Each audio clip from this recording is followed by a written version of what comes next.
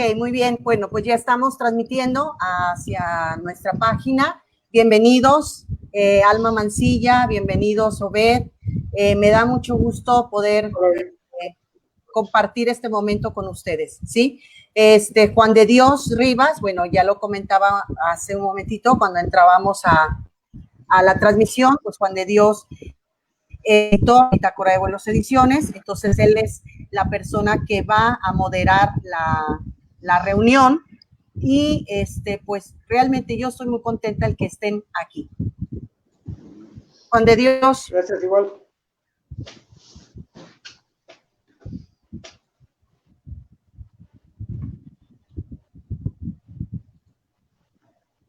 Creo que se está yendo el internet de Juan, fíjate. Sí, a mí se me fue su audio. Ajá. A ver, va de nuevo, va de nuevo. Buenas tardes, ¿qué tal? ¿Cómo están todos? Muy bien, gracias. Aquí con esto de la tecnología, ¿verdad? Que a veces nos juega aquí malas pasadas. Sí, así es, Alma. Una disculpa. Bueno, ya ven que esto es algo de los pormenores de estar en vivo, ¿no? Pero pues me da mucho gusto estar por aquí. Muchas gracias, Nadia, por la invitación. Muchas gracias a ustedes como autores, pues, por acompañarnos. Odette y Alma y Odette. Y pues estamos listos ya para comenzar. Muy buenas tardes a todos. Ok. Buenas tardes, ya tenemos aquí los primeros comentarios. Judith Escandón pues nos comentaba el micrófono y parece ser que se solucionó. Sí, era más bien asunto de internet, entonces, bueno, parece ser que ya estamos, están también, pues ya viéndonos las primeras personas. Igual, pues, estamos muy contentos de estar aquí. Muy bien. Sí, bueno, no sé, Nadia, ¿te gustaría comenzar con algo o comenzamos ya directamente? Pues por ahí? fíjate que estoy acá también al pendiente del seminario, no han empezado. Fíjate que a mí sí me gustaría empezar con una pregunta que tiene que ver con estos, bueno, las personas que se están acercando ahorita a la transmisión, tanto Alma como Beth recibieron en el 2019 el premio Bitácora de Vuelos. Es un premio que pues en ese momento era la tercera edición. Estamos por sacar la nueva edición de estos premios. Queremos consolidarlos como uno de los premios, pues sobre todo que está enfocado al libro electrónico en lengua española. Entonces, este año sacamos la edición número 4. Y bueno, la edición número 4 comprende la publicación de la obra y pues Alma y Obed, pues, ganaron estos premios respectivamente. Alma obtuvo el premio Bitácora de Vuelos en el área en el género de cuento, de narrativa, y Obed en el género de ensayo, ¿sí? Entonces, esto pues nos permite el día de hoy estar con ellos reunidos. Sus libros ya están publicados. Y bueno, sí me gustaría, Alma y Obed, yo creo que la primera pregunta en la que podemos arrancar es, platíquenos de este proceso creativo de estos libros. ¿Qué los llevó a escribirlos? ¿Cuáles fueron, digamos, estas lecturas, estos detonantes, estas circunstancias? Por ejemplo, aquí en el caso de la producción que yo veo de los dos procesos, muy difícil a diferencia de la ficción con el ensayo. Además, también me llama la atención en el caso del libro de Obed, que bueno, pues es también Carlos Fuentes es un autor que sí debemos de estudiar, que no es de los facilones, sino que hay que trabajar, o sea, hay que, como dicen las personas grandes, ¿no? Quemarse el coco. Entonces, sí quisiera que me platicaran, que Alma comenzara a platicarnos este proceso, ¿sí? Este proceso de escritura del libro El criado y otras historias de aflicción. Claro que sí, Nadia, sí, claro que sí. Digo, antes que nada, pues muchísimas gracias por la invitación. Muchas gracias a quienes se acercan, ¿no?, a escucharnos. Una disculpa porque parece que se me está cayendo la cabeza, pero es que les juro que si no los oigo, si no me estoy aquí sosteniendo, ¿no?, el audífono. Entonces, no es que se me esté cayendo la cabeza ni que me esté yo aburriendo, ¿no? Es que si no los dejo de oír. Y bueno, pues muchas gracias a la editorial, Nadia. Yo creo que este tipo de iniciativas son importantes para promocionar, ¿no?, de manera independiente a escritores, ¿no?, que desde distintos géneros, pues tratamos de hacer un aporte, ¿no? Entonces, pues bueno, contestando a tu pregunta, ¿de dónde sale El criado y otras historias de aflicción? Yo les platico que yo empecé escribiendo cuento, pero tenía muchísimo sin animarme a retrabajarlo. Los últimos años, pues fueron años en que yo estuve intentando escribir novela, armar novelas, algunas de las cuales, un par de las cuales, pues han tenido la fortuna de ser publicadas, otras no. Pero bueno, ustedes saben perfectamente que los libros no lleguen o no alcancen, ¿no?, el estado del libro, ¿no?, que no le interesen a alguna editorial, pues eso no significa que uno no haya trabajado en ellos muchísimo. Entonces, bueno, fueron años de estar trabajando más bien en eso, ¿no?, en novela. Y de pronto, bueno, en algún momento surgen por ahí un par de las historias que integran, ¿no?, este libro. Y lo curioso es que surgen de una forma como muy natural, ¿no? Surgen como de la anécdota, de la vivencia muy personal, y de pronto, pues nada, empiezan como a fluir, ¿no? En esas escasas ocasiones en que parece que te va llevando la ola, ¿no? Y la historia sencillamente fluye. Es el caso particular de Piojos, ¿no?, que está en el libro, y de Un café, por favor, por ejemplo, ¿no?, que surgieron así de manera muy natural. Y bueno, al mismo tiempo que yo estoy trabajando en estas historias, un poco como, si ustedes quieren, como descansando del proceso de escritura de largo aliento, ¿no?, que implica la novela, empecé a trabajar el que es el cuento más largo, el que le da título a la colección, ¿no? El criado, ¿no? Que es el último, así es, que es el último. Con el que cierra el libro, ¿no? Exactamente, que además, bueno, es en definitiva más largo, ¿no? Ustedes ya, bueno, si han visto el libro, es mucho más largo que el resto, ¿no? Y les platico que esto es porque en un primer momento yo pensé que yo tenía ahí una novela, ¿no? Yo empiezo a trabajar, ¿no?, en El criado, y yo dije, bueno, pues aquí va a salir, ¿no?, una novela, a lo mejor una novela breve, ¿no?, pero novela al fin y al cabo.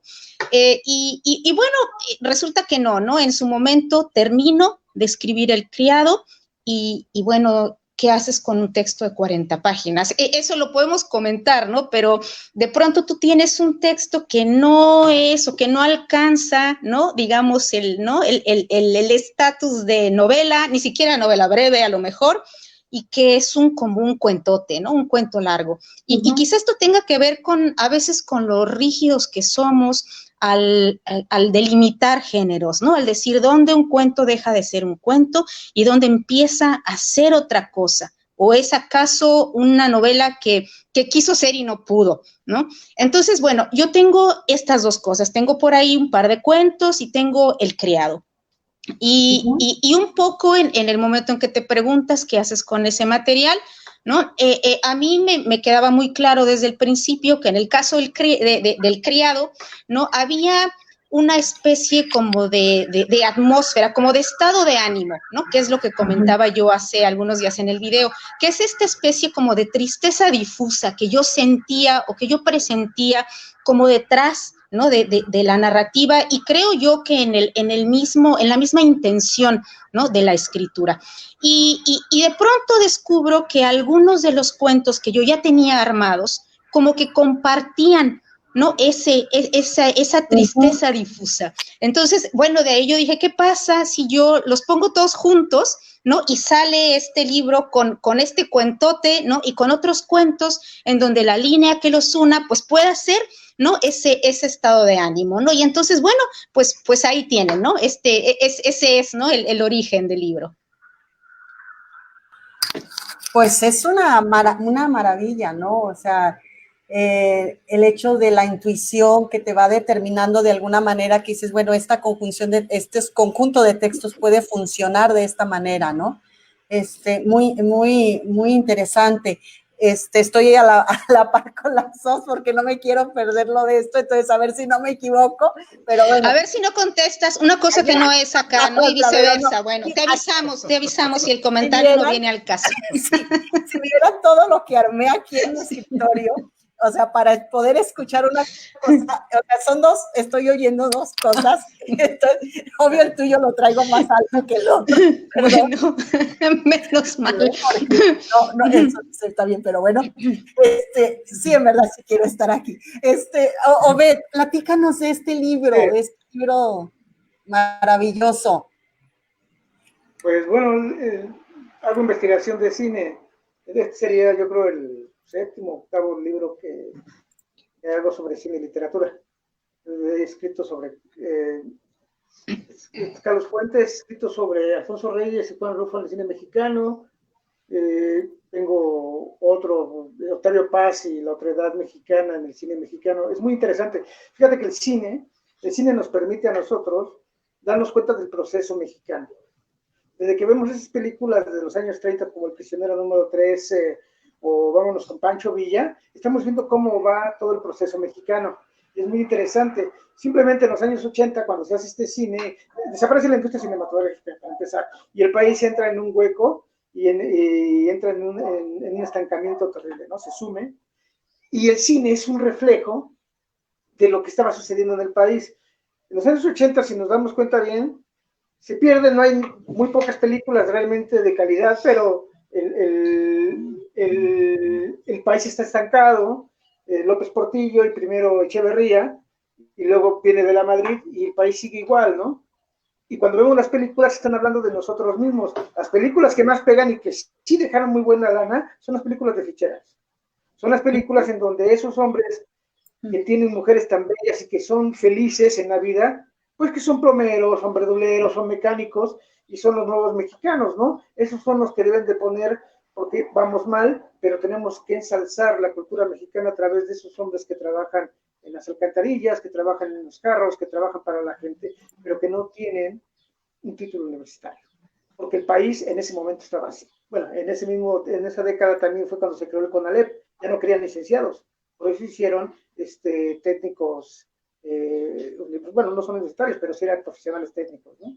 Entonces, este libro de Carlos Fuentes también está retomado del libro Tiempo Mexicano de Carlos Fuentes, pero nos vamos más atrás porque tiene muchas cosas de un estudio de Carlos Fuentes en su literatura, que también es que nos olvidamos mucho de la historia, somos un país olvidadizo. Ahora que estaba hablando Alma de la narrativa, en los años 30, Samuel Ramos hace el perfil psicológico del mexicano. Luego llega el Grupo Perión y también habla sobre el mexicano. Hay un libro muy bueno y ahí podemos ver todo lo que retoma Paz de Jorge Carrión en el libro de Mito y Magia del Mexicano. Podemos hablar, Octavio Paz habla del trauma de la conquista, pues ella hablaba del trauma del 47, ¿no? Esto es un refrito del que hace Octavio Paz realmente, y sí lo dice al principio del libro de La Venta de la Soledad. Pero bueno, cuando retomamos estos libros, en los años 60 también se habla de la identidad, pero de diferente forma, y es en la narrativa, es en el cuento y en la novela, donde a través de la novela y el mismo cuento, o sea, la narrativa, es como se presenta este problema de identidad, y lo podemos ver en Los tiempos enmascarados de Carlos Fuentes. Hay el cuento del Chuck Moll, que de seguro ya lo han leído, está hablando de ese nuevo mexicano, de lo que decía Carlos Monsiváis en los años 60, de los gringos nacidos en México. Vemos una deidad, como lo es el Chuck Moll, una deidad que, acuérdense bien que en 1964 acababan de llevar a Tlaloc al Museo de Antropología. Nada más que acá pues, el Chuck Moll es de la cultura maya, pero es el mismo dios, ¿no? Cuando vemos el final del libro, es lo que sucede con este Chacmol, que se supone que es una deidad prehispánica. Sale, ya tiene el pelo güero, se ha pintado los labios, ya no se sabe ni qué es. Están hablando del mexicano, que está perdiendo una identidad.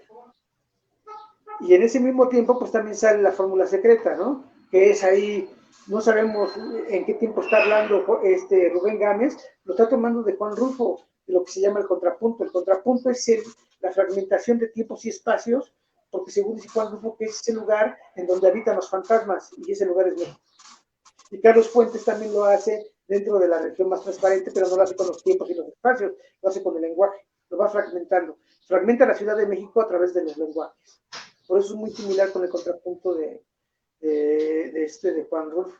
Entonces, para poder realizar este libro de ensayo, sí hay que estudiar mucho y hay que analizar bastante. El ensayo yo creo que es uno de los... Decían que no era literatura y sí lo es. Es el gran problema que tenemos. Una cosa es investigación y otra cosa es ensayo. El ensayo también, como Octavio Paz, tiene que tener una forma, no nomás el fondo, la forma. Hay grandes investigadores, pero no escriben bien, y entonces nadie los lee, por desgracia.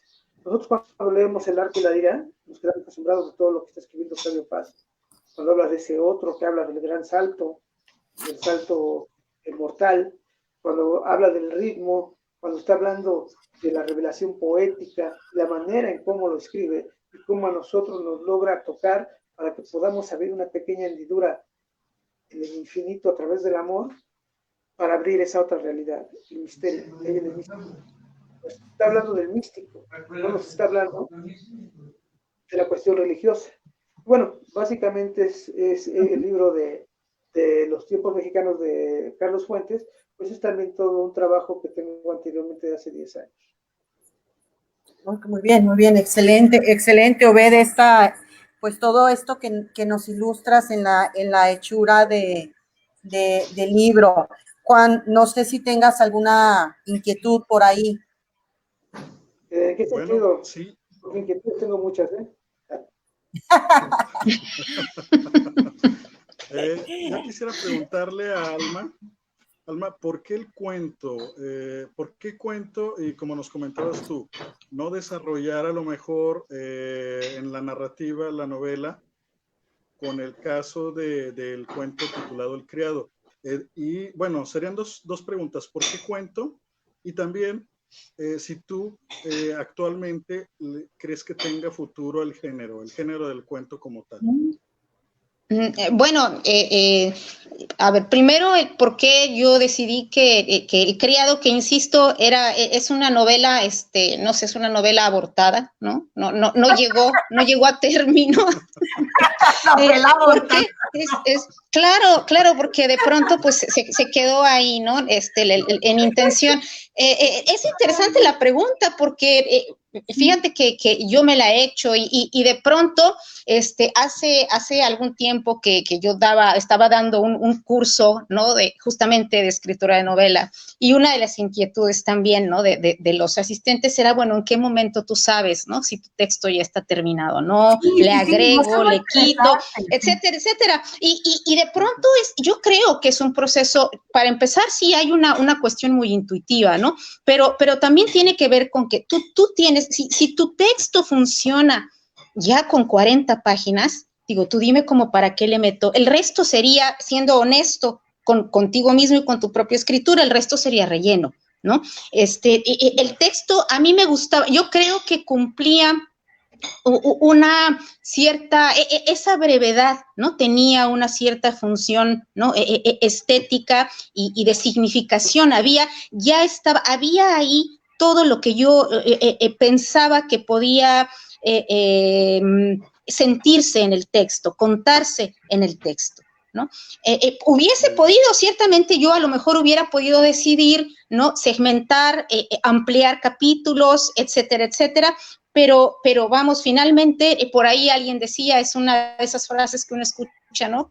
Con frecuencia, que los textos no se terminan, se abandonan. Finalmente, tú lo ves y si ese resultado te satisface, pues a mí me parecía que no requería más, ¿no? En términos de extensión, ¿no? Y si el cuento tiene futuro, pues por supuesto que sí. Yo creo que basta ver, ¿no? Esta suerte como de explosión que ha habido en el género, ¿no? En los últimos años. De verdad, yo estoy sorprendida. Yo creo que digo, siempre veo cuento, pero yo de pronto ahora veo y en estas, ¿no? En este momento en que hay tanto que se comparte, ¿no? Por redes sociales, etcétera, etcétera. Digo, hay una cantidad enorme. Yo creo que además te das cuenta, creo que entre más estamos inmersos en esta especie como de cultura de lo breve y de lo efímero, a mí me parece que eso es un campo tremendamente fértil para la narrativa breve, ¿no? Y entre más breve, mejor. Digo, no quiere decir que los otros géneros no tengan futuro, pero a mí me parece que el cuento tiene para rato, ¿no? Larga vida. Qué bueno, bien.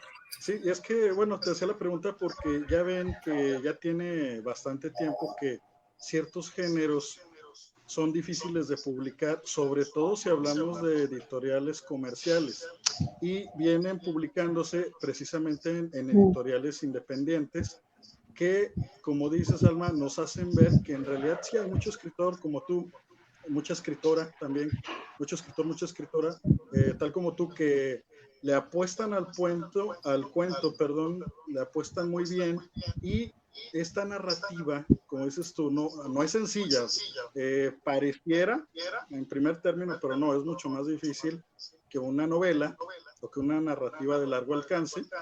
Y pues qué bueno que continuamente los autores están escribiendo este género, ¿no? Sí, así es. Bueno, yo no sé si sea necesariamente más difícil que la novela. Creo que hay que asumirla como una forma distinta, ¿no? Sencillamente. A mí no me parece que sea necesariamente más difícil. Lo que sí es cierto es que hay cosas que te puedes permitir en la novela que no te puedes permitir en el cuento, ¿no? De pronto, en la novela tú sí quizá puedas, no darte el lujo de tener escenas justamente de relleno, ¿no? Escenas en las que el personaje, ¿no? Reflexiona, divaga un poco, en fin. En el cuento no puedes. En el cuento necesariamente cada palabra tiene que contar, ¿no? De otra manera, pierdes a tu lector, ¿no? De inmediato y no se cumple, ¿no? Esta especie como de máxima de que tengas que leer tu cuento y te deje con el efecto en donde tu principio y tu final como que conecten, ¿no? En un solo golpe, en un solo impacto, ¿no? Pero sí coincido contigo en que de pronto en cuestión de publicación, pues sí, quizá tengas razón. De pronto creo que hay editoriales que de manera quizá consciente, ¿no? Optan por dejar fuera, ¿no? el género de cuento, ¿no? A favor definitivamente de la novela, ¿no? En particular, de la narrativa más larga. Pero insisto, ¿no? Creo que ahora hay otros canales y vuelvo al asunto, ¿no? De la difusión, ya sea a través del libro electrónico, ¿no? O en redes sociales, en donde yo creo que se está haciendo muchísimo, particularmente en género de cuento. Ok, muy bien. Muy bien. Tú, Nadia, bueno, muchas gracias, Alma. ¿Tú, Nadia, quieres comentar algo? Fíjate que me llama la atención. Que tiene el micrófono a todo lo que da. Uno de ustedes. Me rebota mucho la voz. A ver, no sé si sea yo, a ver, ¿me oigo mucho? ¿Sí? ¿Seré yo? A ver, no sé, déjenme, vemos, a ver. Ya, a mí me llama la atención en el caso del ensayo. Déjenme decirles que por experiencia, digo, nosotros, Bitácora de Vuelos surge en 2014 y el género, nosotros recibimos poesía, recibimos cuento, recibimos crónica. A mí en lo particular me gusta mucho la crónica, pero nadie nos manda crónica, ¿sí? Entonces, pero también el ensayo es un género que no es, que como que no les gusta mucho participar con ensayo. Entonces, en sí, si revisamos la historia de la editorial, nosotros desde el 2014 hasta el día de hoy tenemos 3 libros de ensayos publicados. Entonces la pregunta que yo le quiero hacer a Obed es, ¿por qué la apuesta al ensayo? ¿Qué te lleva a este género? Y bueno, parece ser que dentro de tu biografía te has especializado en el cine. No sé si estoy equivocada, pero he visto un poquito más amplio tu trabajo ensayístico, tu trabajo artístico, y veo que tu enfoque es hacia el cine. Entonces, platícanos un poquito cómo empezó todo esto y por qué el ensayo. Bueno, en un principio yo escribía poesía. Y bueno, pues parece que no escribía tan mal porque me sacaban en las antologías donde ahora salen los que ahora son poetas reconocidos, como Hernán Bravo Varela o Juan Rodrigo. Esta antología que hizo el Círculo de Poesía, eran amigos ellos, ahora no sé cómo se llama, ¿no? Mario Ok. Mojón, todos ellos salían en esas antologías que hicieron ellos.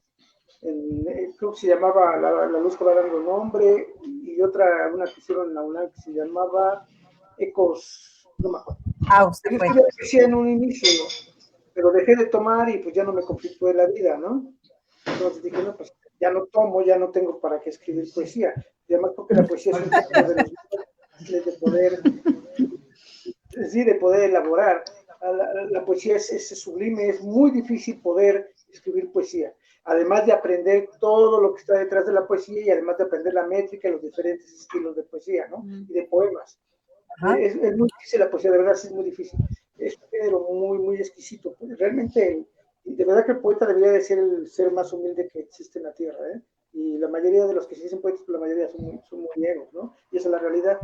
Aquí tenemos el problema de que cuando hacen concursos entran 1000 poetas, luego entran 500 novelistas, luego entran como 250, que sería muchísimo de los cuentistas, y de ensayo entran como 100. Porque con esto de lo que estaba también platicando Alma, de compactar el lenguaje, una cuestión es que se compacte el lenguaje y es para saber cómo hacerlo, ¿no? Y supongamos en la cuestión de la poesía, muchos jóvenes, no digo que todos, pero muchos piensan que es solamente aventar tu vómito emocional y ya es un poema, ¿no? Y no es así. Puede ser muchísimos poetas, muchos libros de poesía que nadie lee, ¿no? Y entonces el ensayo es menos porque en el ensayo tienes que pensar. Parece que a la gente le gusta más sentir que pensar. Y entonces ahí tenemos un problema. Me gusta más sentir y puedo aventar lo que siento y pienso que ya es poesía. Pensar me cuesta trabajo, mejor no le entro a detalles. Entonces el ensayo y es muy difícil también el ensayo porque sí tiene que ver mucho con la poesía, porque tanto el poeta como el ensayista tienen que estudiar para poder apreciar y habitar el mundo. Primero lo que tienen que habitar y internarse es en sí mismos. Y a todos nos da mucho miedo saber quiénes somos en verdad. Enfrentarnos a ese otro que está dentro, a ese minotauro interior, a ese ser que es yo, pero tiene cabeza de buey, cabeza de animal, que vive en la oscuridad. Yo no lo quiero conocer. Y el poeta lo tiene que hacer y el ensayista lo tiene que hacer. Porque si no se enfrentan a sí mismos, a ese otro, entonces no voy a salir, ahora sí que no voy a develar el misterio místico, no voy a abrir esa parte en donde me estoy viendo a sí mismo y saber y reconocer que yo soy y que tengo estos errores. Pues bueno, hay gente que hasta dice que nunca ha tenido envidia en su vida. Pues bueno, eso debe ser Anunnaki o ha de llegar de otra galaxia, porque yo no conozco, un ser humano tiene que tener todos esos pecados o defectos capitales. Entonces en la poesía y en el ensayo, lo más difícil es enfrentarse a sí mismo y saber quién eres, ¿no? Es un trabajo constante. Pero entonces tienes que estudiarlo. Tienes que estudiar con base primero en saber quién eres tú, ¿no? Primero saber qué otro está dentro. Simplemente la palabra alter, ¿no? Cuando hablan del alter ego, alter quiere decir el otro, ego es el yo, es el otro yo. Por eso, cuando nos alteramos somos otros. Hasta uno dice, ay, está mal que te alteraste si eras otro. Pues sí, literalmente soy otro cuando me encabrono. O soy otro cuando estoy alegre. Soy otro cuando estoy triste. Me altero. Para que vean cómo las palabras tienen mucha fuerza y si no sabemos el significado de las palabras, entonces pues, no vamos a saber ni siquiera dónde estamos parados. Aquí en México es muy raro, porque es que para poder realizar el ensayo no solamente se habla de cine, sino tienes que agarrar muchísimas cosas más. En México tenemos una broncotota. Nosotros, el supuesto es algo que todavía no está confirmado, algo que puede ser. estoy suponiendo. Pero en México el supuesto es una afirmación. Y todavía hasta la redundan diciendo, por supuesto que pudo haber sido así. Pero ya es una afirmación. Como estoy diciendo que supones que fue. No, por supuesto que es así. No, si me estás diciendo que es un supuesto, no puede ser así. Pero aquí el supuesto lo tomamos como una afirmación. Entonces, para que vean cómo tenemos el lenguaje muy... No le damos lo que es su verdad real, ¿no? Todo esto que tiene que ver también estas cuestiones típicas, ¿no? Míticas, del mito. Simplemente, nosotros tenemos una idea de lo circular, como este mal llamado calendario azteca, que realmente es una piedra de sol, es una piedra de sacrificio. Es circular porque las culturas pensaban que, o afirmaban, que como el sol muere y vuelve a nacer al otro día, igual que la naturaleza. Y aquí nosotros hablamos de esa manera y no nos damos cuenta. Cuando vamos a ver el partido de fútbol, tú llegas y le dices, oye, ya empezó el partido, ¿qué te va a contestar él? Acaba de empezar. Porque donde se acaba se empieza algo y donde se empieza algo se acaba algo. Tenemos la circularidad en el lenguaje y ni siquiera nos damos cuenta. Entonces hay que tener mucho cuidado con lo que hablamos. Y más cuando nos dicen que ya prometimos. ¿Cuándo te prometí? ¿No?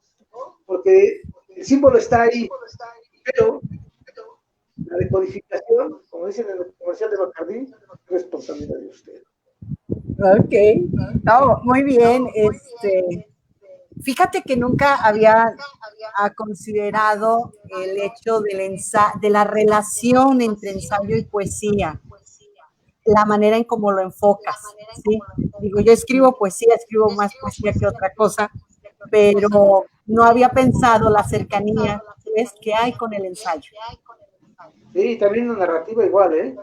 Todos que cuando escribimos cuentos, todos los personajes tienen algo de nosotros. Entonces también es una manera de ser ese otro, sí. Alternar, ¿no? Ok, muy bien. No sé, Juan, ¿deseas agregar algo? Bueno, yo quisiera preguntarte, Obed, ¿por qué Carlos Fuentes? Se me hizo muy interesante que fuera este autor en particular, porque es por lo general nombrado o conocido su nombre tanto entre lectores como entre no lectores, pero es poco leído Carlos Fuentes, entonces se me hizo muy interesante que tú lo retomaras para tu libro. ¿Por qué Carlos Fuentes? A mí se me hace muy interesante Carlos Fuentes y Octavio Paz, o sea, siento que son dos pilares y en medio está Alfonso Reyes, ¿no? A mí se me hizo muy interesante porque a mí siempre me ha gustado el cine. Y entonces muchas películas están basadas, o más bien él hizo los guiones, como la de Pedro Páramo, que de cuando dejó la hace el guión. Entonces, una vez en la secundaria me dejaron leer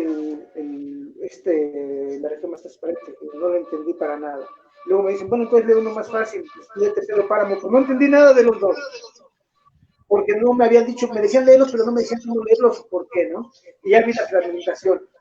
Y lo que más me interesa de Carlos Fuentes, porque a mí me gustó mucho el rock, y entonces el rock, su etapa mejor en México fue de 1960 a 1970, porque ya después viene la otra.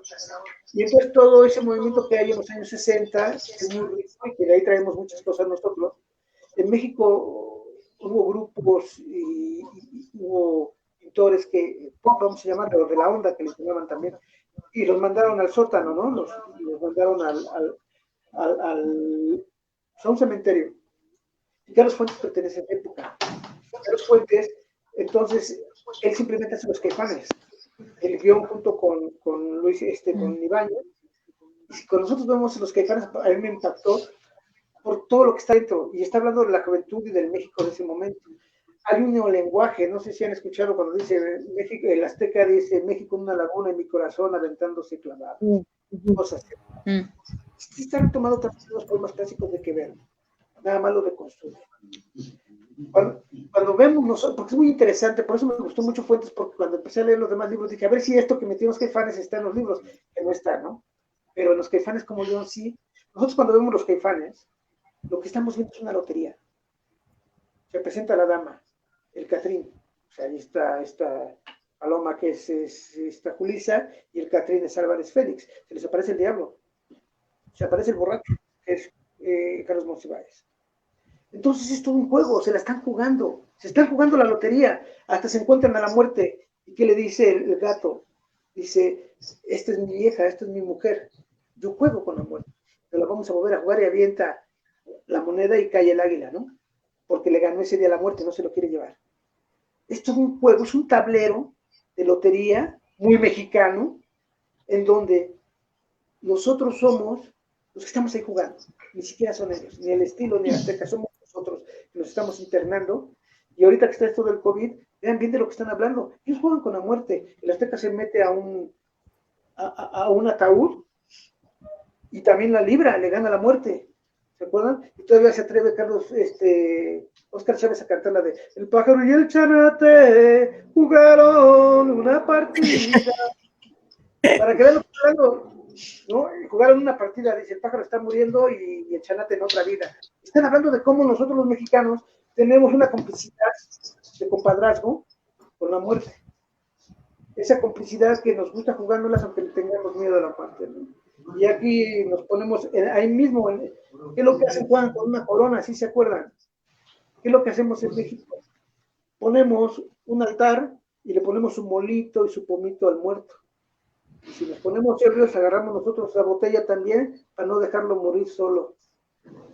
Para que vean, eso es lo que nos está hablando Carlos Fuentes. Carlos Fuentes está hablando de ese mexicano y de esa identidad que nosotros negamos. Nosotros negamos una identidad, aunque la tengamos, la negamos. No nos gusta ser mexicanos, no nos gusta ser nacos, no nos gusta ser morenitos, no nos gusta ser prietos, no nos gusta ser jodidos. ¡Carajo, lo somos! Y todos tenemos algo de sangre. Entonces, pero lo negamos, es lo que está hablando Carlos Fuentes. Vean esto, y la película es lo que nos está mostrando. Nos está mostrando, se supone que todos esos son mexicanos, pero no se entienden. Hay un choque de culturas entre estos dos, que es el Catrín y la dama, con estos que son unos nacos. Y son mexicanos que cohabitan el mismo espacio sin reconocerse. Por eso es importante Carlos Fuentes. No, muy bien. Muy bien. Excelente. A ver, otra inquietud.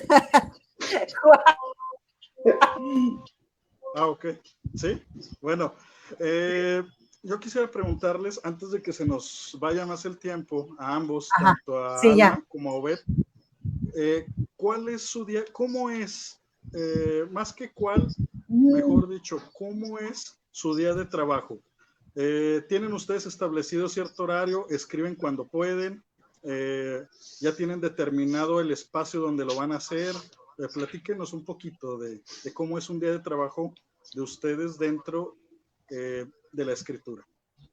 ¿Cuáles son las pócimas para inspirarse? Sí, bueno, yo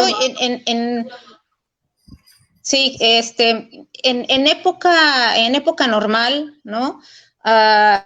Yo generalmente trabajo mucho, ¿no? Yo trabajo en casa.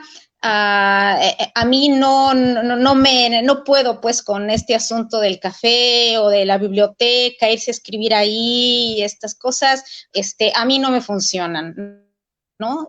Para la lectura puede que sí, pero para la escritura no. Para la escritura yo necesito estar en casa, básicamente. Yo soy de trabajo diurno, ¿no? Yo trabajo generalmente en el día. No soy tampoco de las que se desvela, etcétera, etcétera, pero trabajo mucho, soy muy disciplinada. Si tengo un proyecto en curso, yo le dedico 5, 6, 7 horas diarias, ¿no? Todos los días, ¿no?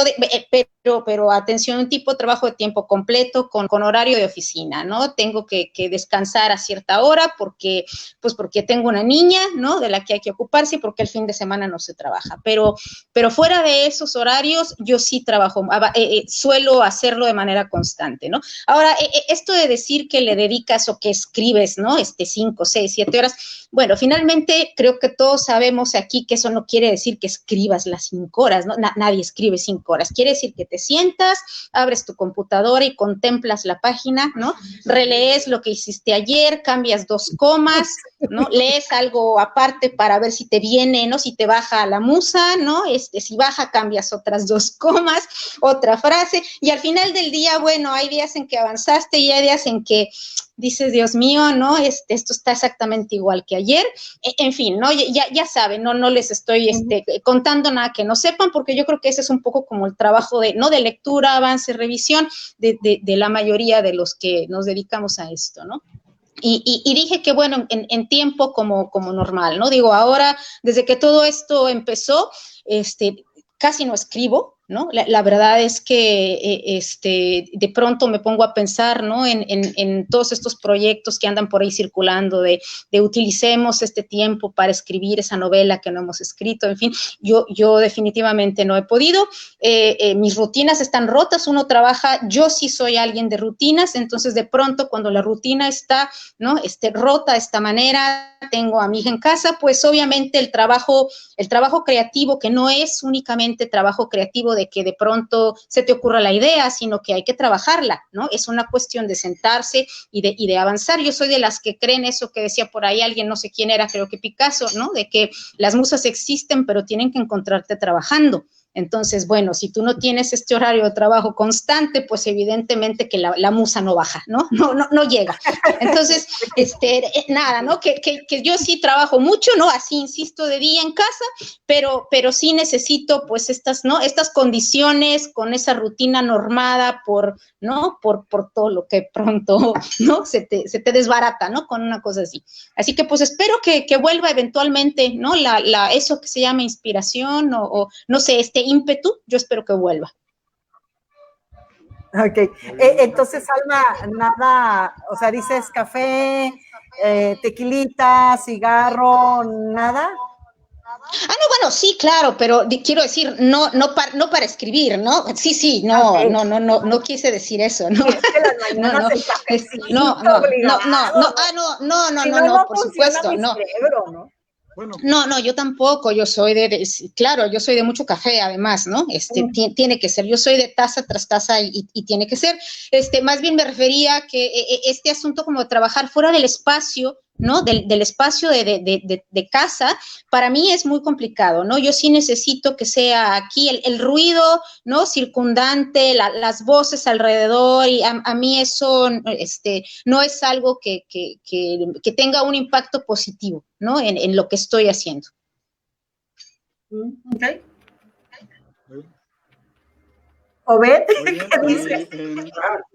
Tiene razón, Alma, en lo que comentaba de, no sé cuántos años tenga su hija, pero bueno, yo no tengo hijos, pero tengo una sobrina nieta que ahorita ya tiene 9 años. Pero sí, o sea, cuando llega pues tienes que dedicarle todo el tiempo, los niños son exigentes, ¿no? Y bueno, y tienes que decidir entre escribir o estar con el niño, ¿no? Y bueno, siempre uno elige el niño. A veces no puedes decidir, ¿verdad? O sea, sencillamente es que ya... Exacto. Son los que deciden luego, ¿no? Claro, pero bueno, claro. Básicamente, sí, y básicamente yo utilizo 4 días de la semana y eso es muy disciplinado. Escribo a mano primero una noche. Y ya el siguiente día de 10 a 12 lo paso a la computadora. Y ahí, pues, como ya sabemos, pues, pueden haber cambios, camina, pero también se puede ir por otro lado y hago la corrección de estilo. Esto lo tengo haciendo ya como hace 4 años así, bien. Entonces, ya esa rutina ya la tengo. Y el sábado y el domingo pues, los utilizo para vivir, porque si no digo, ¿qué carajos voy a contar, no? Y hay un día en la semana que sí salgo a tomar un cafecito con alguien. Con amigos, con la novia, con la compañera, con la amante, con la esposa, con ¿Con quién se preste? Vamos a morir. ¿Y qué hice? ¿Nomás escribir? Pues no. No. Es de la, más el poeta, los poetas son los que tienen que escribir más. Los poetas teóricos me caen gordos. Bueno. Miras, no, platico lo que han vivido, ¿no? Eso que han tomado, eso que han oído, eso que han tocado, eso que han llevado a otra parte, ¿no? Un poeta ¿no? Si no, imagínate que hay un poeta teórico. Un teórico. No, hay que vivirlo, porque si no lo vivo, es importante lo que decían las escuelas de ciencias, ¿no? ¿A qué le vas a venir a aprender? ¿A qué vas a venir a experimentar? Y entonces, pues también la literatura es Es como las clases, la mayoría de nosotros damos clase, ¿no? Los muchachos aprenden más porque no van a tomar una clase, los chamacos van a experimentar, se van a llevar una experiencia, van a experimentar la clase. La emoción es lo que hace que las personas aprendan más rápido. Y que decía, yo aprendo más cuando voy a escribir algo, tengo que emocionar, si no me emociona, pues ¿para qué carajo lo escribo? Bueno, para enamorarme de una persona me tiene que emocionar, me tengo que emocionar, ¿no? La emoción es lo que trabajamos nosotros, y creo que los científicos trabajan también con la emoción. Si no tenemos la emoción, entonces no vamos a poder tener nosotros una manera o un vehículo que nos llegue a escribir y que lo podamos escribir con gusto, lo podamos escribir con cariño, hasta con odio, ¿por qué no? Pero con la esperanza de que podamos solucionar eso a través de la escritura, porque también escribir es una arrojarse en la hoja blanca, en la nada. La hoja es, no hay nada. Trabajamos en la nada, que es la hoja, donde se va a concebir algo, donde van a hacer algo. Y entonces en la hoja que parece que no hay nada, está todo. Está allí el cosmos, la creación. Dice la palabra poesía, por cierto, de poesía es creación. En la nada es donde nosotros nos encontramos. Por ahí en el siglo, había, a lo mejor los amigos le decía Mestero Eco. Él decía que Dios era la nada, que Dios es la nada, y casi lo querían quemar y crucificarlo, cortarlo en pedacitos. Pero que se nos está yendo el audio, fíjense. Sí, yo también de pronto lo dejo de oír. ¿Sí me escuchan? Sí, pero a ratos solamente. ¿Y a mí sí me escuchan? ¿Yo sí me escucho? Sí, en este momento sí. Ok, yo lo voy a poner así porque no se escucha, ¿no? Para que sí, más. Es que sí bajó el internet ahorita. Ok. Entonces, también Obed me desapareció y Juan de Dios. ¿Sí me desapareció? No sé, Obed ya no lo escuché bien. Bueno, ¿cierro? ¿Puedo cerrar? ¿Sí se escucha? Sí. Ok, nada más cierro la idea. Sí te escucho, Obed. Ok, cierro. En la Edad Media estaba este misterio que decía que la nada es Dios. Entonces imagínense, pues los querían la Santa Inquisición, pues matarlo, quemar, que diga cortarlo, quemarlo y después matarlo, ¿no? Él decía que la nada es Dios y sí tiene razón. Esto también tiene que ver con la poesía, ¿eh? Por eso de ahí viene la concepción de poiesis, bueno, desde antes, pero él dice que la nada es Dios, porque en la nada es cuando nos encontramos con Dios. Nosotros cuando entramos en un vacío real que nos sentimos nada, para salir de ahí es porque vamos a encontrar a Dios. Y decimos, entonces, nosotros en esta nada es donde encontramos la revelación poética, la revelación de la creación, la revelación de Dios. Entonces, en ese sentido, la nada es Dios, y eso está muy cercano con la poesía. Entonces, también cuando empezamos a escribir y tenemos nuestros tiempos, es también porque de esa nada va a concebirse algo, como una hoja en blanco. Se va a concebir algo que va a crecer y que va a jugar y que va a andar por ahí, como los libros, ya después solitos caminan, ya no tenemos que hacer nada, ¿no? Y es también verlo de esa manera. Muy bien, creo que sí está fallando mucho el internet, entonces, no sé, Juan de Dios, ¿cómo estás viendo? Ahorita te perdimos tantito, Nadia, vi como que te saliste de pantalla. Te nos fuiste. ¿Verdad? Y quedamos. Sí, ¿verdad? Sí, me cerró todo, pero bueno. Yo creo que... Dinos la verdad, Nadia, o te fuiste por un café o no, para nada. Se fue a la otra reunión. No, aquí estoy, también se fue la otra reunión. También se fue la otra reunión. Sí, también se fue.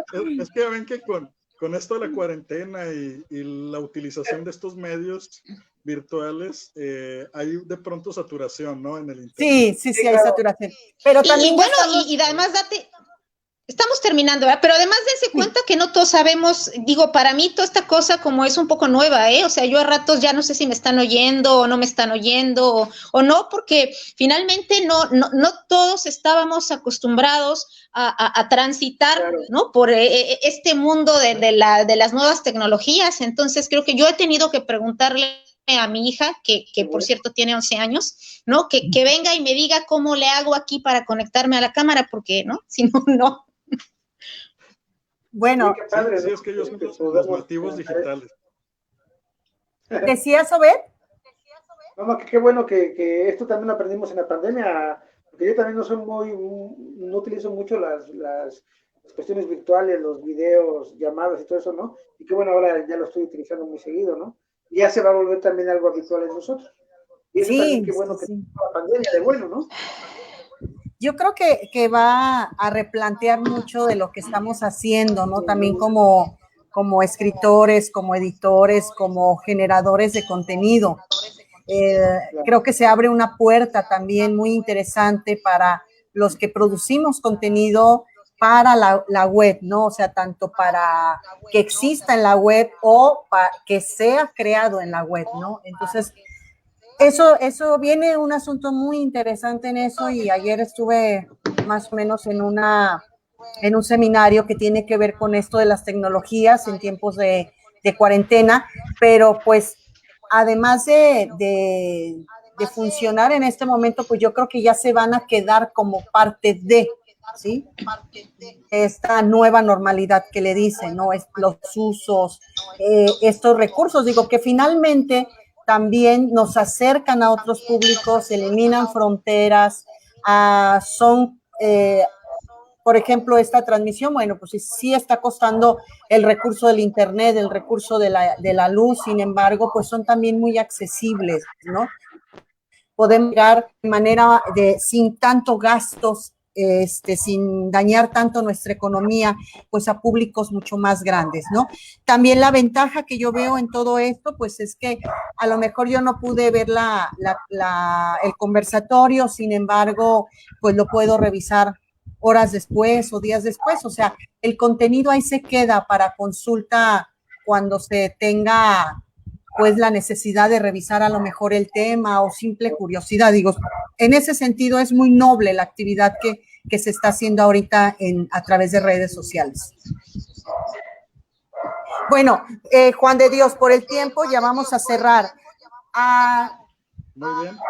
¿Qué pensarían Alma o Beth para cierre? ¿Qué nos dirían? Primero, Alma, como mujeres primero. A ver, perdón, yo los perdí un momento otra vez, y ahora sí que me está yendo el audio otra vez. Les digo que esta tecnología. A ver. ¿Con qué te despides, Alma? ¿Qué nos dices? No, pues creo que reiterar efectivamente, ¿no? El agradecimiento, ¿no? A ustedes como editorial por la confianza en el libro, por la oportunidad de participar en estos eventos, que efectivamente, finalmente, pues el uso de estas tecnologías nos permite, ¿no? Conectarnos ahora, ¿no? Participar todos, quien lo quiera ver en diferido, pues tanto mejor, ¿no? Entonces, nada, ¿no? Pues un agradecimiento, ¿no? A quienes a quienes nos escucharon ahora, a quienes lo vean después. Ahí está. Ya no oímos a Alma. ¿Ok? Ya no. Obed. Sí, ok. Ajá. Bueno, pues muchísimas gracias. De verdad les agradezco mucho esta plática. Eso nos hace falta a todos. Y también, como comentas, esto queda también para los jóvenes que quieran investigar sobre lo que se está haciendo nuevo. Y también, pues, agradecerles de antemano y también invitar a los jóvenes, o sea, que entren a los concursos que realizan ustedes, porque son plataformas y son lanzamientos para lo que se viene, y también un estímulo para los jóvenes y también para los que tenemos esta edad, ¿no? Porque luego también nos ponemos nosotros luego en un nicho, y pues eso también tenemos nosotros que cuidar y bajarse uno del nicho y pensar que nada más las grandes editoriales. No es cierto. Si nosotros realmente queremos y nos gusta la literatura, pues la literatura tiene que ser democrática, ¿no? Tiene que ser como el no respeta a nadie, ni edad, ni sexual, ni nada. Y así debemos de hacerlo, ¿no? Y ya tratar de ser un poquito más conscientes del lugar donde estamos. Y bueno, pues muchísimas gracias. Les mando un abrazo. No, a ustedes. Juan. Bueno, no, pues antes que nada felicitar a ambos, a ti, Alma, y a Obed. Muchas felicidades por este libro. por haber en su momento obtenido, ¿verdad? En este caso, el premio de la publicación a través de, pues, de nuestro consejo editorial. Muchas felicidades y qué bueno que ahora ya es un hecho, ya la gente puede adquirirlo, ya la gente puede hacérselo llegar a través de los enlaces. También muchas gracias pues por habernos acompañado, por como dicen ustedes, ¿no? Aunque no estamos del todo acostumbrados a este tipo de tecnologías, sí, ahora sí que estamos entusiasmados que se puedan hacer las cosas por lo menos a través de estos medios virtuales, ¿verdad? Muchas gracias por habernos acompañado y muchas gracias, Nadia, por haber organizado y programado esta reunión, por estar también con nosotros, porque sabíamos que ibas a estar ocupada y aún así, qué bueno que estuviste con nosotros, ¿verdad? Y agradecer a toda la gente que estuvo también a través del enlace, ¿eh? Por ahí a Hugo Morales le manda un saludo al maestro Bet, gracias a Eleonor Jiménez, Gerardo de la Rosa, José Agustín, a Sam Arroyo, a Pedro Miranda, a Rosa Estela, Laura Aristegui, a Dulce de la Torre, a Liz González y a Judith, que estuvieron con nosotros en la transmisión, ¿verdad? Que estuvieron comentando y pues por ahí ojalá se interesen en estos libros, que la verdad son dos joyas ahora sí que de la autoría de Alma, uno de la autoría de Alma, otro de la autoría de Obed, y pues para que conozcan la obra de los autores que se manejan en Bitácora y que conozcan a estos autores más a fondo, no solo en este libro, ¿no? Ojalá y sea ahora sí que el gancho para que puedan conocer más obra de ellos. Muy bien, los libros están en nuestras páginas y también se venden en Amazon, hay otras 2 plataformas y también los vamos a incluir en el catálogo de Google Playbook, ¿sí? Ok, muchas gracias. Hasta luego. Muy bien. Gracias. Chao. Gracias a todos. Bye. Adiós. Adiós. Nos vemos. Un abrazo.